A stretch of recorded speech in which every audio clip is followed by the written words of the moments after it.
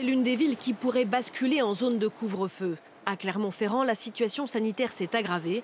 Les restaurateurs sont fatalistes. Le but, voilà, c'est que tout le monde survive en bonne intelligence et voilà, on essaiera vraiment de faire au mieux pour survivre à cette crise, quoi. Il faudra qu'on ferme complètement. Est-ce qu'on pourra ouvrir en coupure? Est-ce qu'on pourra ouvrir normalement jusqu'à 21 h? Ici, au 17 octobre, le taux d'incidence hebdomadaire au Covid-19 était de 333 cas pour 100 000 habitants, 2 fois plus qu'il y a 3 semaines. En fonction du taux d'incidence et du taux d'occupation des lits de réanimation, 15 territoires ont déjà été placés sous couvre-feu.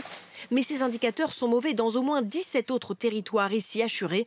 Ils devraient passer sous couvre-feu. Mais plus de territoires encore pourraient être concernés, jusqu'à une quarantaine. Pour cet épidémiologiste, c'est l'arrivée de l'automne qui a fait basculer la situation dans tous les pays d'Europe, même dans des régions moins touchées.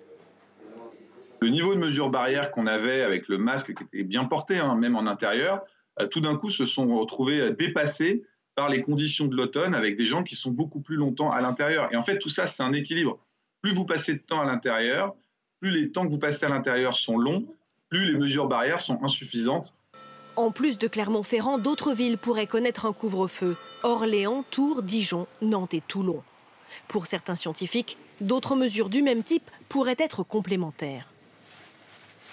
Les bulles sociales qui ont été mises en place en Belgique, qui consistent à limiter les contacts que les foyers ont avec d'autres foyers, pourraient avoir une efficacité intéressante vis-à-vis de cette dynamique épidémique.